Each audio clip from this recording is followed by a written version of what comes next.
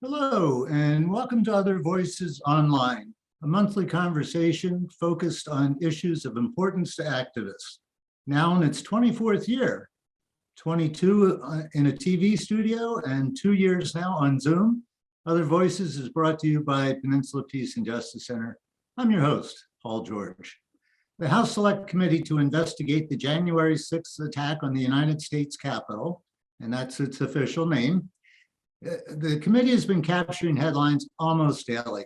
Since its inception in July of last year, the committee has interviewed over 550 witnesses and has amassed thousands of documents. The committee plans to begin televised public hearings sometime in just over a month. What can we learn from the committee's work to date? Not much so far, but what can we learn about the causes and driving forces behind the Capitol riot and the related efforts to overturn the election? Will the public hearings have any impact on the general public? And what might that be? To help us explore these issues, I'm pleased to welcome Dr. William Armaline of San Jose State University. Dr. Armaline is the director of San Jose State's Human Rights Institute and an associate professor in the Department of Sociology and Interdisciplinary Social Sciences. He is the author, most recently, of The Human Rights Enterprise, State Power and Social Movements.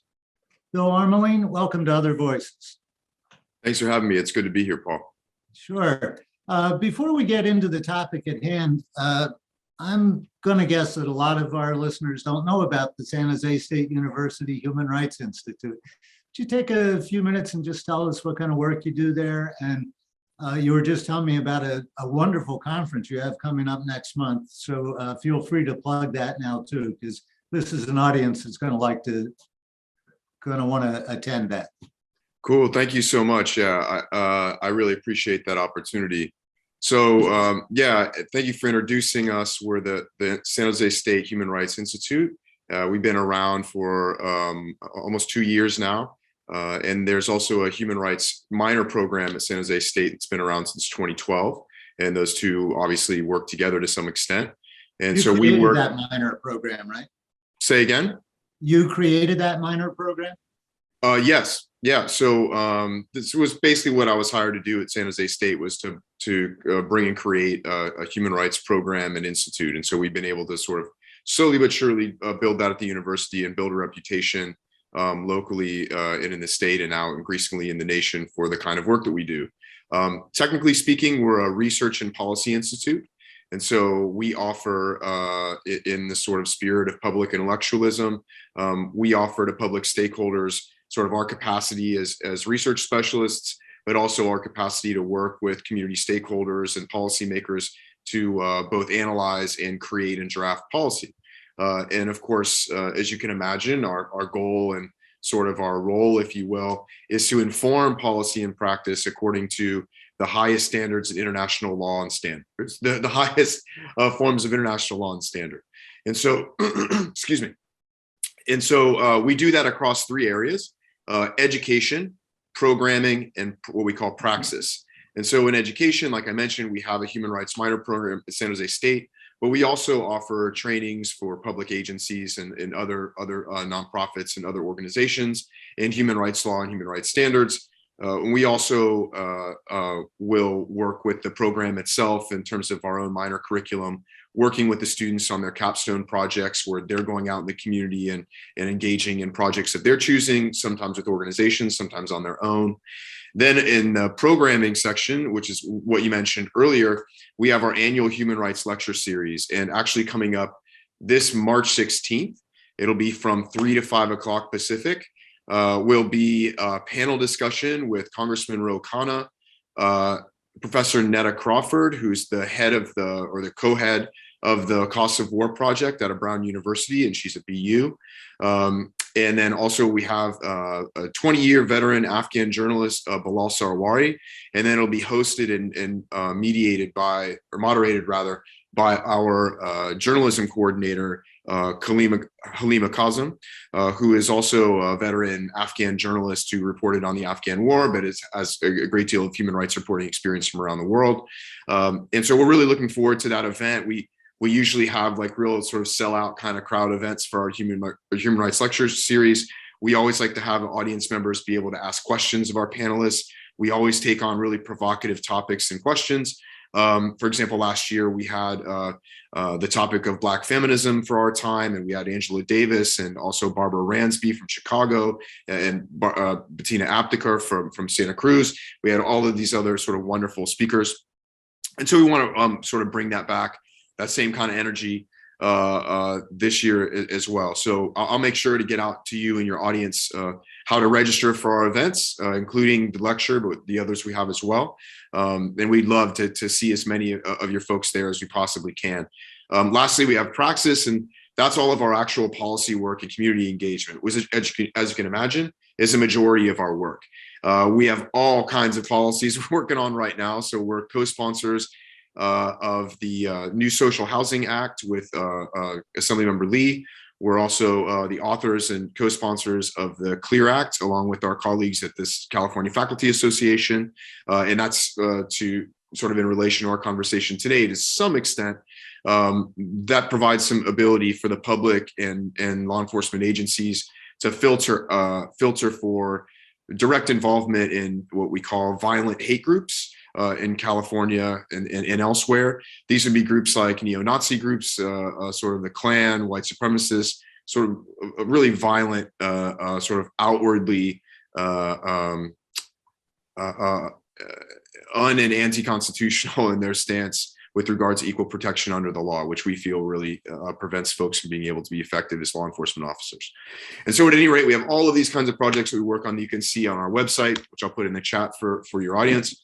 And you can also follow us on Twitter at SJSU Human Rights to figure out sort of more what's going on this sort of week-to-week, day-to-day basis.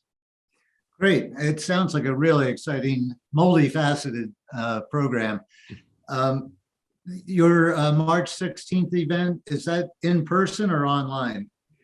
It'll be online because partly because of COVID, we still have limits in terms of how many people we'd be able to fit in a single space. Yeah. Also because of scheduling, we may have some other Congress members joining us for that panel discussion, but at that point, they'll actually be in session. And so we're not even certain that Roe will be here. He may be actually broadcasting from DC. When Congressman Khanna joins. And so yeah, it's just kind of ease of schedule as well, but also COVID restriction. But the good part of that is we also get to broadcast to a national and international audience. So that's kind of the positive of being able to broadcast via Zoom. Yeah, we have found the same thing going from local cable TV to Zoom. Our audiences have swelled because we can reach beyond the reach of our local cable system. Sure. And just a note to people, our audience members here, we do send out an email to everybody who attends tonight with additional resources. So we will send along links to the Human Rights Institute and information about this upcoming conference. So Bill, let's get into this. There have been, with the exception of one public hearing, which featured the several of the Capitol police officers who were so brutally treated that on January 6th. The January 6th Select Committee has not actually held any public hearings. They've interviewed 550 possible witnesses, but it's all been kind of deposition taking behind closed doors and recorded. The live public hearings don't start until sometime in April. We still don't have a date on that. But I think it's worth looking at, even though we getting dribs and drabs of the information, trying to find out what we're learning so far about the big picture that they might be piecing together here and presenting to the American public come April when they start these hearings. What are some of the key points you think are starting to emerge? That a lot of this is tea leaf reading, I know, but what do you think are some of the major themes that they seem to be developing and focusing on from what we can tell so far? Well, it's an interesting question. I think I would agree with your framing that we don't really know very much, right? Very little has been made public, and very little, it's just to be very frank, has been accomplished. I think what we're also learning is perhaps some of the limited power of this committee from how this has gone. And I would just point to the fact that, for example, you have several members of Congress that have just basically said, "Nah, I ain't coming," Yes. and very little is being done about that. And I think very little will be done about that. Frankly, I think there's only one high-level indictment so far, which is Bannon, and right. I don't even see, frankly, much happening to him. If you want my real honest opinion, Yeah. we'll see. But Bannon has shown himself to be a resilient, wealthy, and sort of otherwise resourceful person. And we'll see if he remains resilient through this episode. But I like I said, it's not as if this is one of the more powerful congressional forces that we've seen in the country's history when it comes to frankly, going after folks. So I don't know how much we're going to see at the end of the day there. And I think there's a lot of sort of, to the extent that there was any excitement, at least in liberal circles, around there being this sort of massive indictments of Trump or the Trump family or the Trump business or these sorts of things. And I will say, over the period of his life, Trump and other associates have proven themselves to be quite exploitive folks, right? These are people that have made their careers off of swindling working people every which way possible, whether it's from construction of his buildings to swindling labor in his casinos or whoever. And so it's not to say that there aren't criminals being discussed, but I think we've seen that there's been very little ability for these committees and even the FBI and some of these other federal agencies that I think are being mistakenly lionized through this process to really effectively prosecute any of these people. And I think it has everything to do with class and the owning class connection to the political class and their overlap. And, that's getting almost no conversation in any of the mainstream media. So I want to kind of go ahead. I think that's a really important point, that we are all acutely aware of the inequalities that are baked into our so-called justice system. That if you have the money and connections, you are not going to pay the price like somebody who's working a regular 9-to-5 job or something or whatever. I do think for people, and I think it's another good point that you bring up to remind folks that if you're looking for indictments and criminal prosecution and the ultimate incarceration of Donald Trump and his crime family, this committee is not going to do that. To the extent that some of the others, there's not been a peep out of the Department of Justice, but that's not unusual. Some things do seem to be moving along in New York, both at state and city levels. But we weren't looking for indictments, I think, out of this committee, more an understanding of how January 6th came together. And to me, there seem to be two threads that we can see so far that they're examining. One, and tell me if you agree with this or not. One seems to be coordination with the extremist groups, the white nationalist groups. It's not clear just how much coordination there was, but they seem to be looking at that. And then the second stream or thread that interests me is how long they've been plotting this. Mike Pence deny the counting of the electoral votes, and taken together, they've and this planning going back before the election. It seems that the highest levels of the Trump administration were looking to overturn the election in any way that they could. They had many plans, backup plans, backups to the backups. Your comments on that? Yeah, and I want to speak to a couple of the things that you mentioned. So I'll start with the last one first.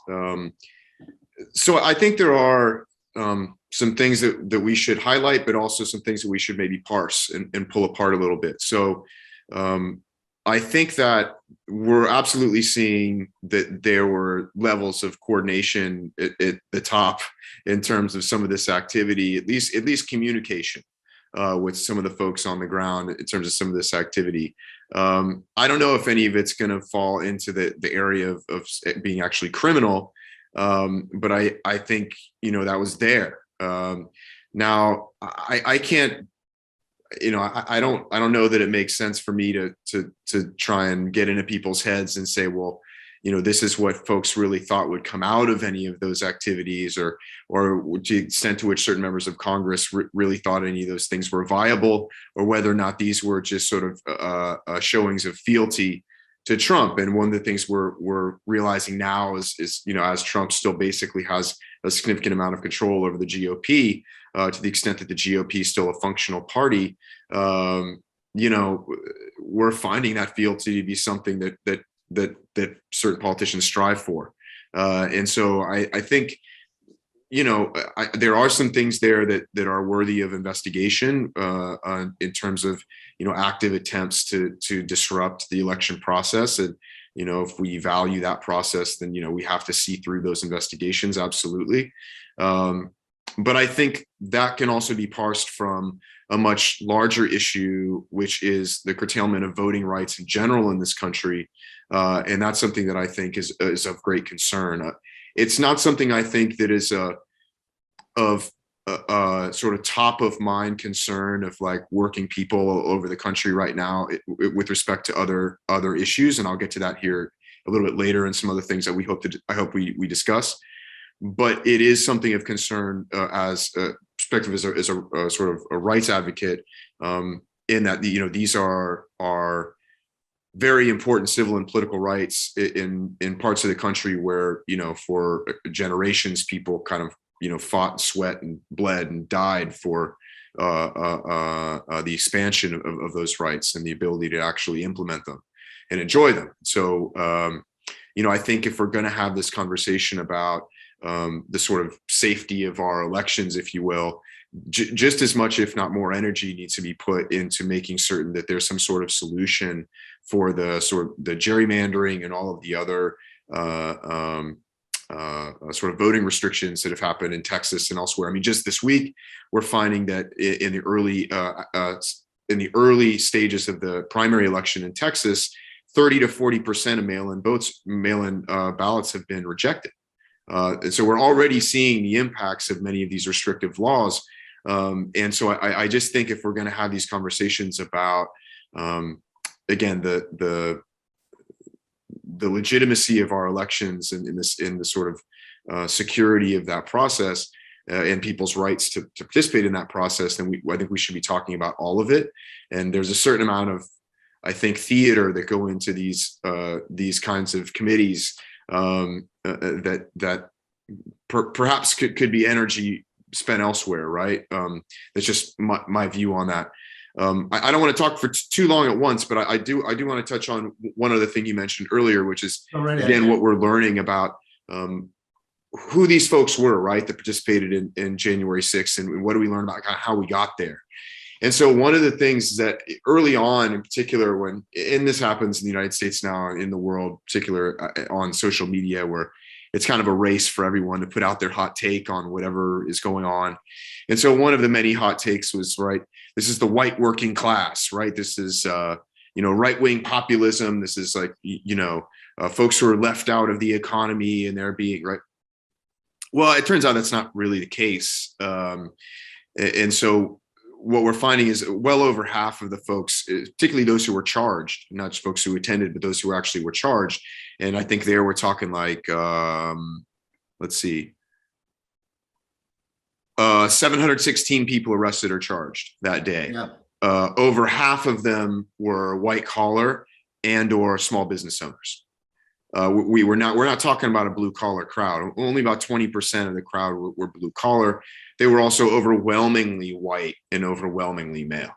And Marx would have called, I think, a great deal of this crowd petty bourgeois. And I think we have plenty of theory to tell us about why they are the ones upset during crises of capital and these other sorts of things, right? So I think that's really important for us, right? And we're also learning that the role of the sort of right-wing, sort of violent right-wing extremist organizations, which, as I told you, we've worked on policy with regard to their connections to law enforcement, also were not too much of a force. And so the stats that I looked up today and researching some of this were reporting something like 14% of those charged were directly members or affiliated with groups like the Proud Boys or Three Percenters or any of these other sorts of groups.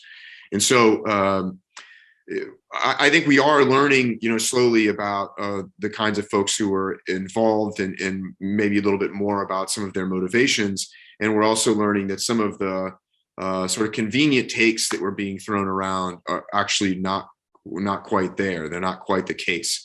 That this was far from a sort of like working class and union backed sort of white labor resurgence, storming the Capitol. That's not the case. This is more of a sort of petty bourgeois and sort of folks who are acting out of sort of symbolic politics, right? And sort of the symbolic politics of culture war and these sorts of things, right?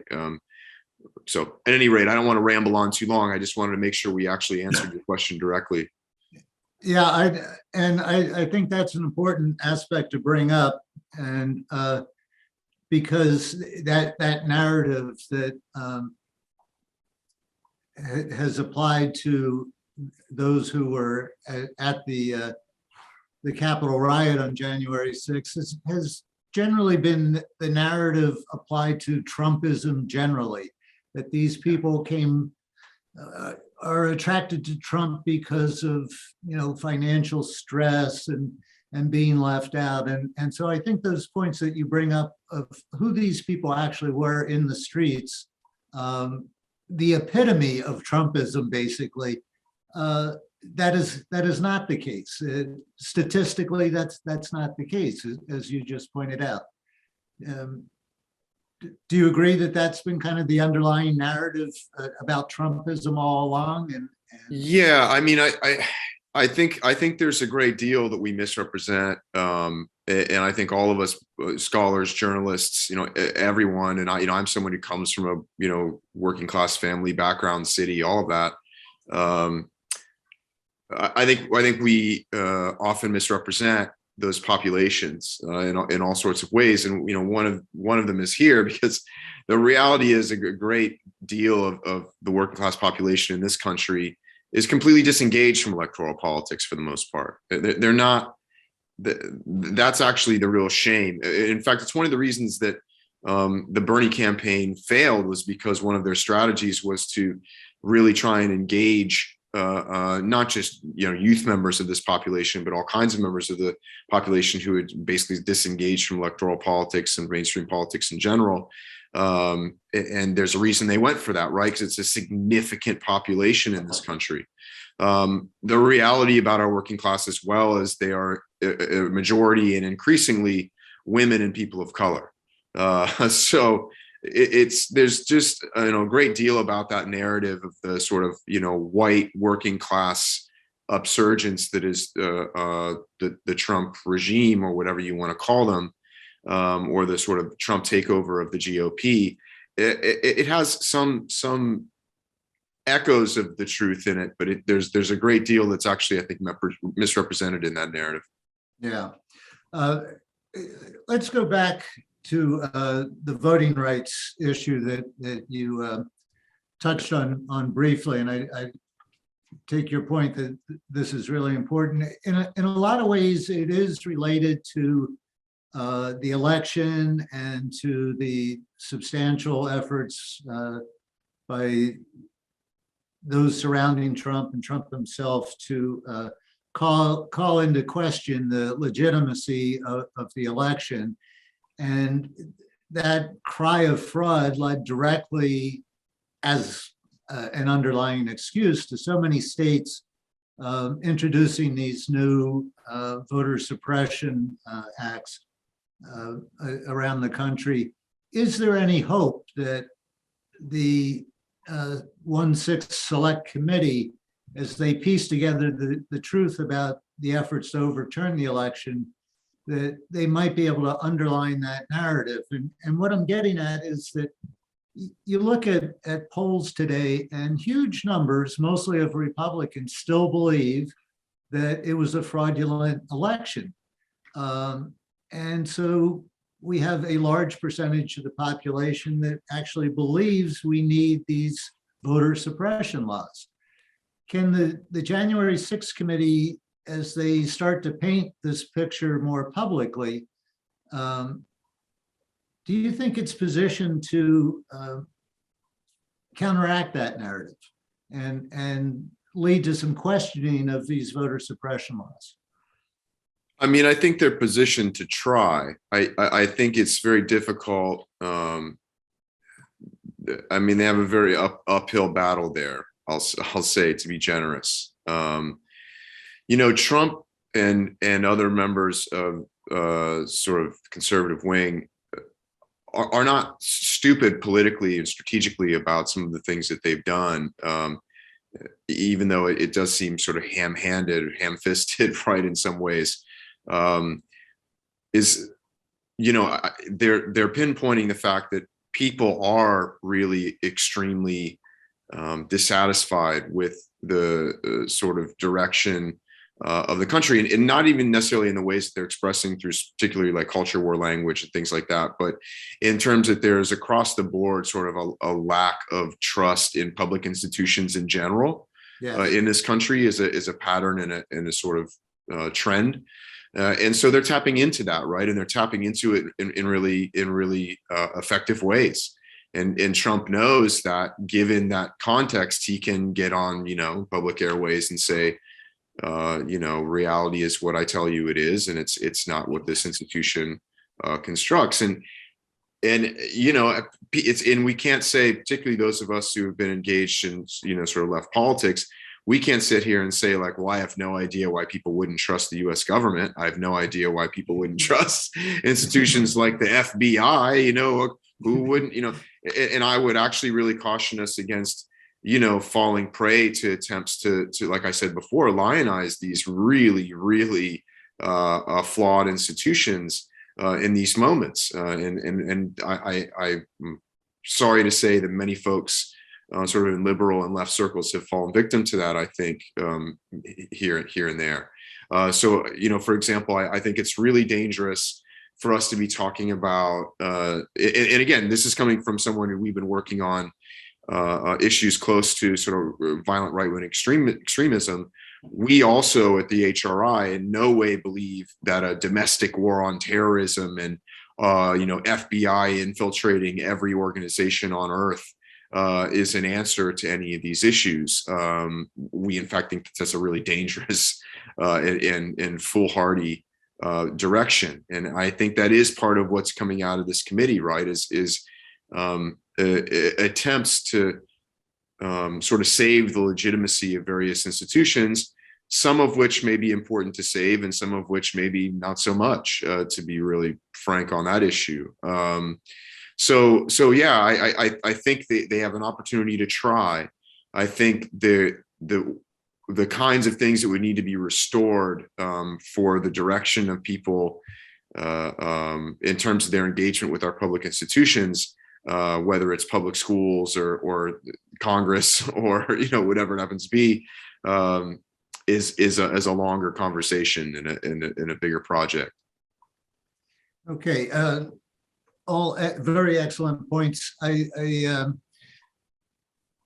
do want to turn to our audience because we do like to include them, make sure we include them, but I just want to ask specifically on the January 6th committee, since that is our topic for tonight, even though, as I said, it really tends to not stay on just January 6th. And it's good that it doesn't. But the recent Republican National Committee resolution censuring Liz Cheney and Adam Kinzinger and referring to legitimate political discourse on January 6th provoked quite a bit of backlash among a lot of mainstream Republican leadership. Even some senators actually speaking out publicly against it. And there's, beyond that kind of tension within the Republican Party, there really does seem to be developing a split along the lines of people like Chris Christie saying we need to stop talking about the 2020 election and start talking about future things if we're going to win elections in the future, where you have a lot of Trump acolytes who are still trying to relitigate the 2020 election as their main campaign platform for the midterms and looking ahead to 2024. Is there any do you see any kind of major split in the Republican Party? I think you referred to the Republican Party earlier as what's left of the Republican Party.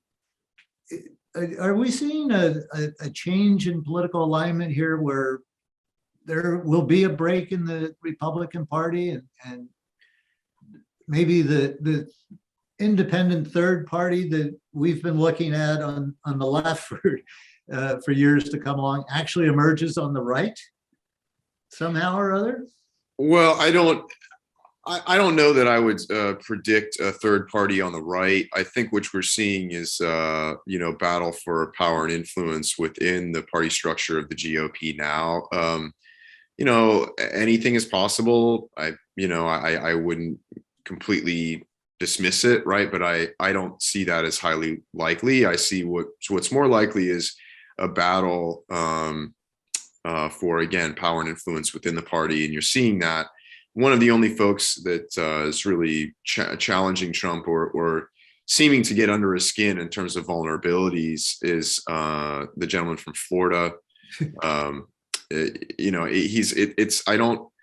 I don't see very many other people challenging Trump for the sort of dominance over the party. And there aren't enough folks who are willing to splinter off or risk, losing that territory as of right now to see that major sort of splinter. You do have your occasional folks, but what I'll point out about folks like, Liz Cheney, besides the fact that she's a Cheney, and I just, again, it's really quite wild to me how all from Russiagate on, this has been one giant sort of opportunity for all of the worst of our sort of despicable political class and their sort of friends in the owning class who took us into the most disastrous foreign policy decision ever, frankly, one of the worst ever in the history of this empire, at least in Iraq. And again, they're being completely rehabilitated and right in the public eye, and as ways you were talking about sort of Democrats working with Liz Cheney, all I could think about were all the Democrats, sort of tripping over each other to shake Dick Cheney's hand, and I think that's, it's anecdotal. I'm not saying it's anything super significant, but I think it is interestingly symbolic of what's kind of been happening in our current political moment.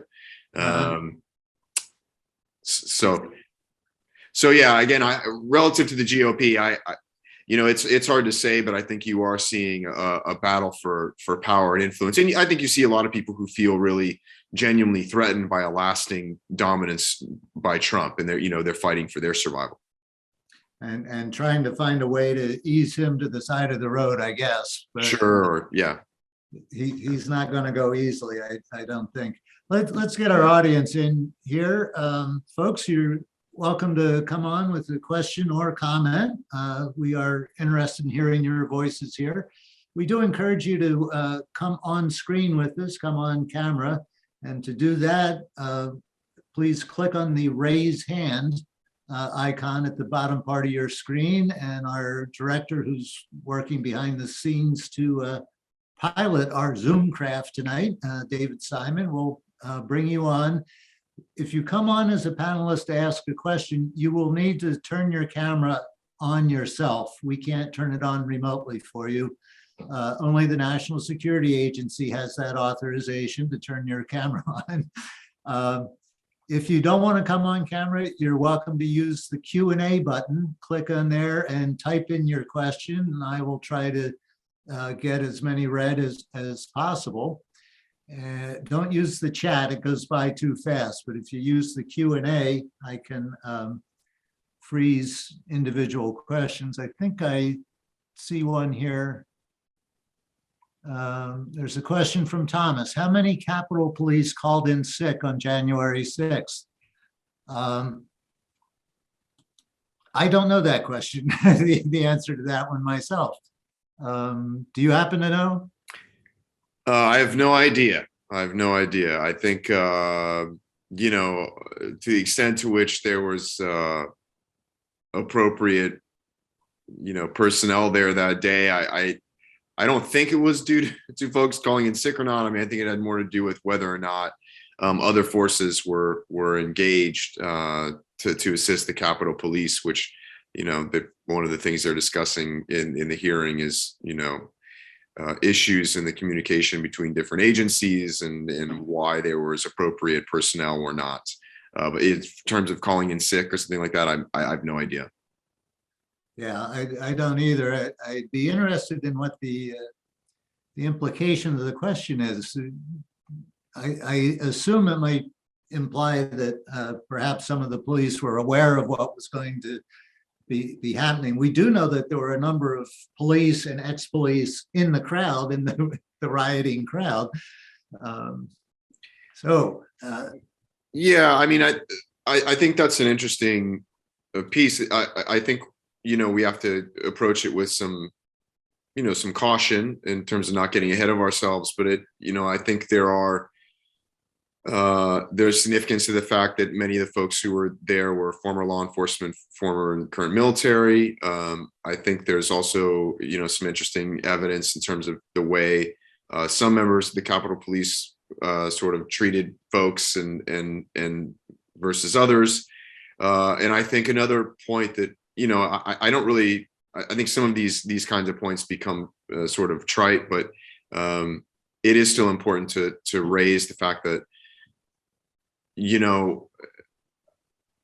if this were a crowd of African-American young folks who stormed the Capitol and beat up police officers, and people were actually killed and injured at a high rate, let alone defecating inside of the Capitol and on offices and in hallways and things like, some of the wild stuff that folks did, albeit juvenile and not a real threat to, the taking over of government.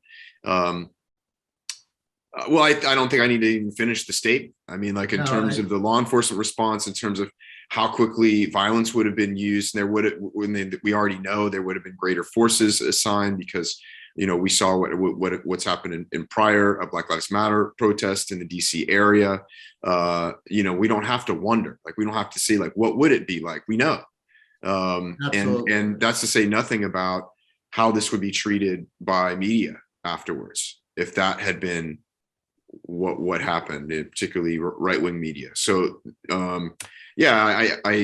I think there are several interesting conversations to be had there, but I also would caution people to not get ahead of themselves and remember that, again, a majority of these folks were, middle class or professional or petit bourgeois white dudes who had the time to be angry and spend some time at the Capitol. Yeah, I do think it's an important point that certainly has been mostly unremarked on, but if the demographics of this crowd had been substantially different, more of a Black Lives Matter crowd, I don't think they would have made it through the first door.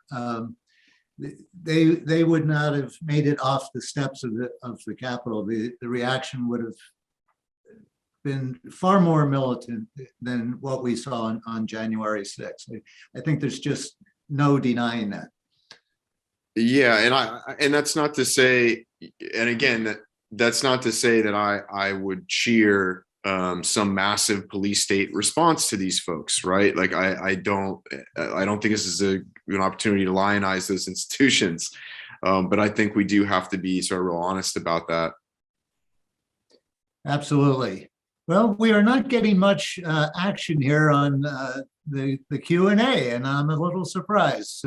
But let me try to encourage people to either come on. Oh, I see. I'm looking at the wrong window.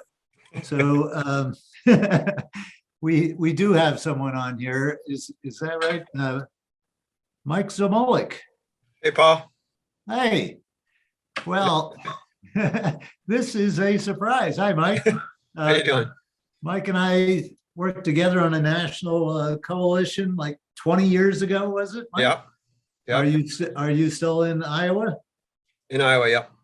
Still teaching? Yeah, for the time being. Yeah. Oh, it's great to see you. What's your question? Well, I just wanted to see if you wanted to speak to that piece that Democracy Now! Ran about 2 weeks ago or so about how the real plan in January 6th was to bait the left. And that plan failed because word went out on left networks to, hashtag, don't take the bait, don't show up. And that, according to that narrative, the plan was that, once the left showed up to counter protest the Trump supporters, the National Guard was going to be called up and sort of unleashed on the left. And then presumably Trump could declare a state of emergency and, point the finger at the left crowds as the violent protesters, and therefore use that as the pretext for shutting down what was happening at the Capitol.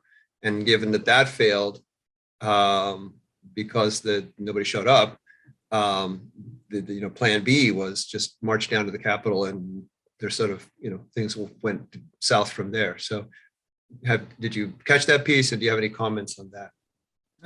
That's a good question. I know one of the things that's coming out in the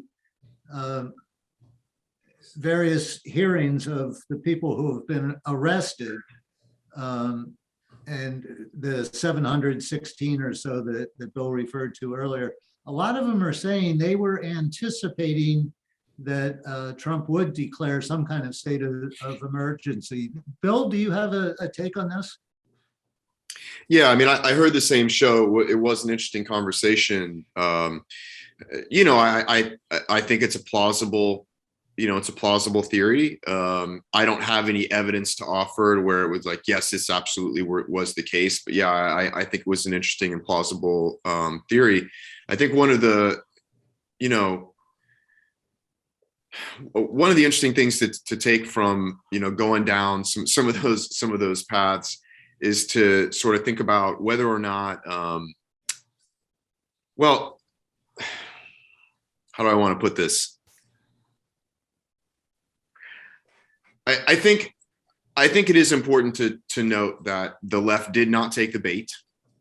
I think that was absolutely part of a strategy, and I think that must have been part of what they might have expected in terms of the terrain that they were going to enter that day.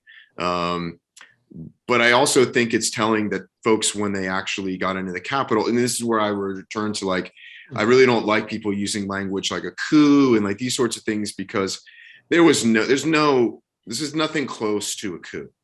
There's nothing close to a viable insurrection. This is nothing close to a power or a group of people who are prepared to take over the functions of government. And that was readily apparent once they got inside of the Capitol and proceeded to, do things more like drunk 16-year-olds would do than people who were seriously going to take over, again, functions of power. And so were there threats of violence? Sure.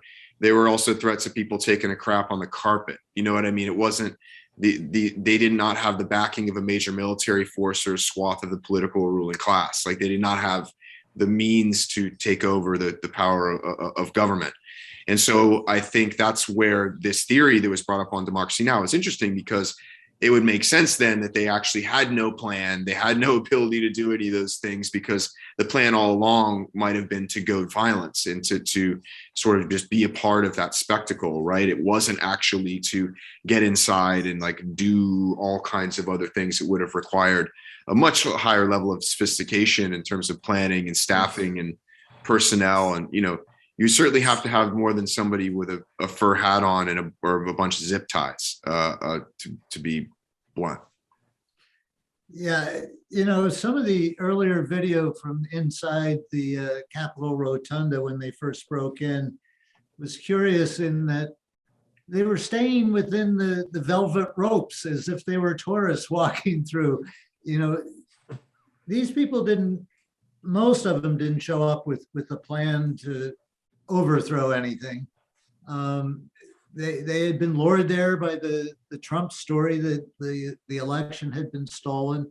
I do think there were some, it seems to me, organized extremist groups that were intent on fomenting violence, perhaps in the hopes or expectation that Trump would declare some kind of national emergency and bring out the troops and maybe fend off the electoral count vote that way. But certainly this was not, as you rightly point out, Bill, this is not a model for how to do a revolution.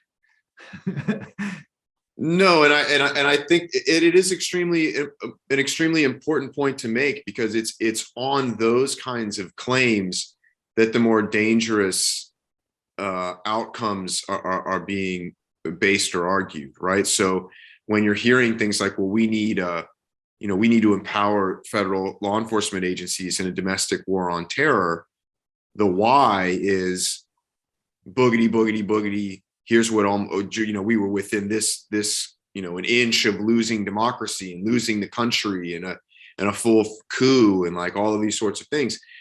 And like we've said before, like, are there some serious things here to justify an investigation? Sure.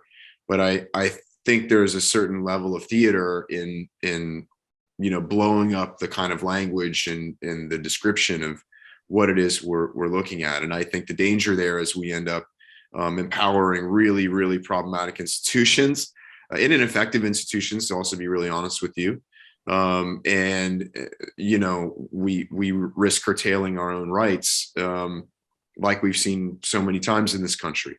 That fear is weaponized and taken advantage of, and then there are suddenly less abilities for people to protest in general, or less abilities for people to challenge the decisions of their lawmakers in general.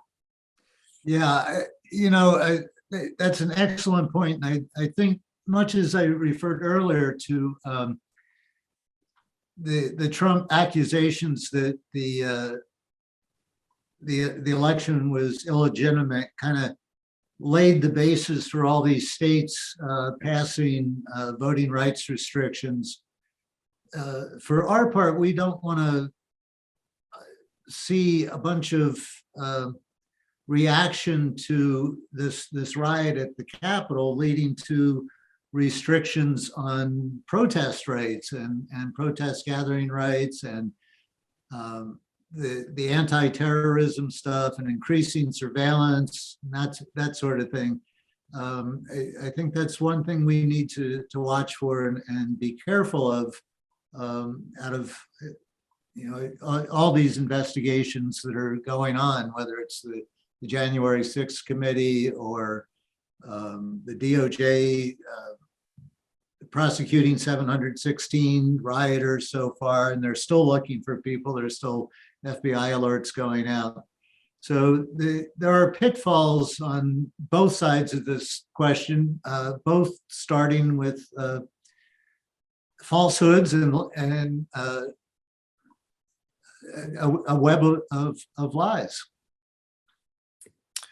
Yeah, and something that I was thinking about from a previous point in the conversation is, because you had asked like sort of whether or not the committee is going to be able to restore sort of the faith in the institution that they hope, or are they going to sort of climb this big hill?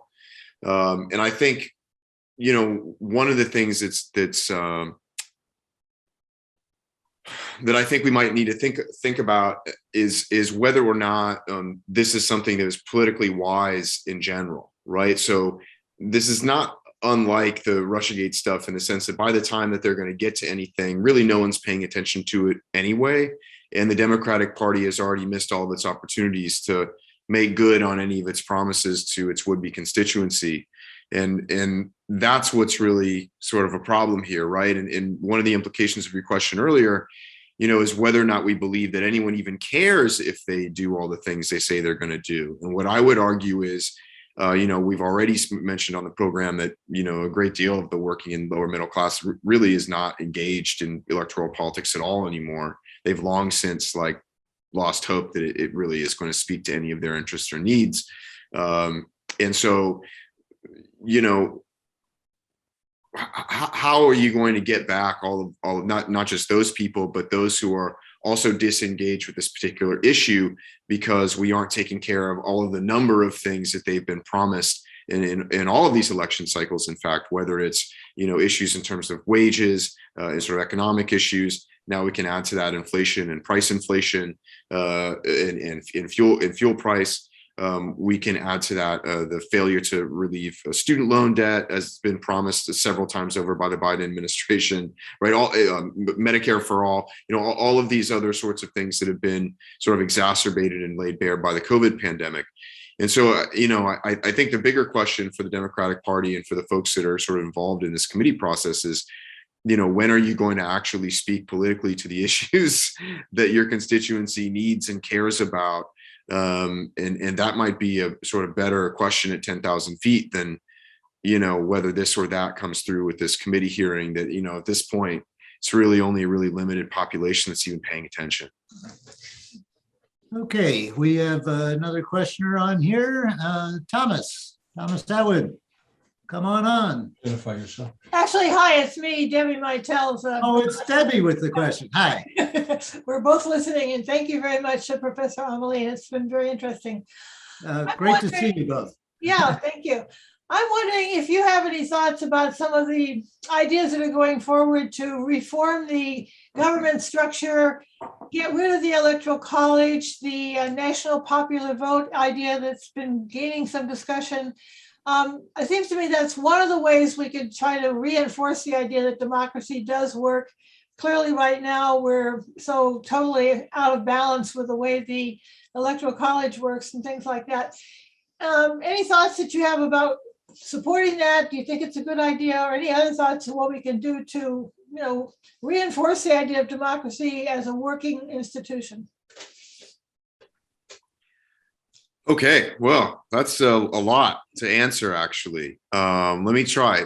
I'll give my best. So I would agree, and I'm not alone in this, right? As you probably know, there's all kinds of people much smarter than me that have been talking about how the Electoral College and even the Senate itself are some of our sort of fundamental anti-democratic aspects of how our legislative branch is structured.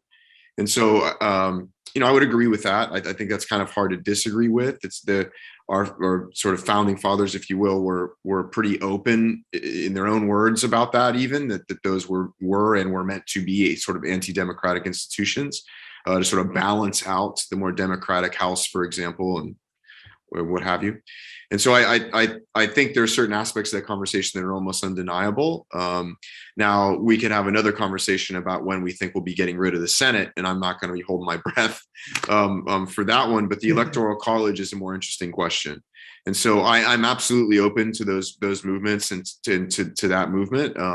I don't see any issue with getting rid of the Electoral College. I don't see any issue with moving to a more direct democratic process. The other piece to that I've heard discussed that I find interesting is the attempts to sort of help to balance the fact that the sort of, and this is the argument with the Senate as well, that, we have population sort of generally gravitating certain population centers that tend to be on the coast and so forth. And so we have some issues with the way that people's individual votes are weighted under the Electoral College system, right? And so I would agree with all of that analysis as well. And I think those are really good reasons to support an alternative way of counting our votes for a presidential election. Now, when we're going to talk about this election stuff, though, I think you also asked a broader question about like, well, what else do we need to be doing? What else is sort of there? I think the much larger issue is the issue that actually undergirds the Senate, the Electoral College to begin with, which is the extent to which our political process is still, for the most part, controlled by wealth and connections to the owning class. And so we're still in a situation where vast majority of elections come down to them who had more money to spend and who was backed by sort of the corporate owning class in that race.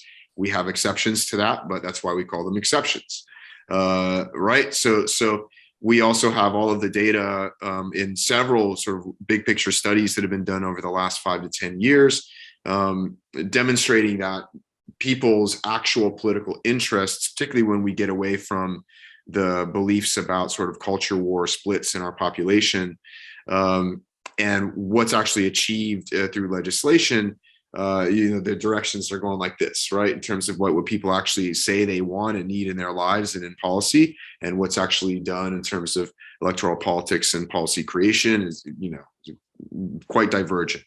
And so, I think, and it's been sort of shortcutted in sort of other movements like getting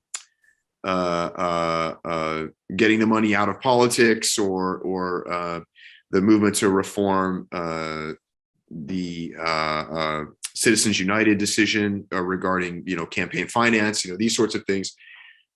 You can couch it however you like, but I think those are the issues that are much larger when it comes down to suppressing the actual democratic function of our political voice in the country. Well, thank you for an excellent question, and thank you for an excellent answer on that.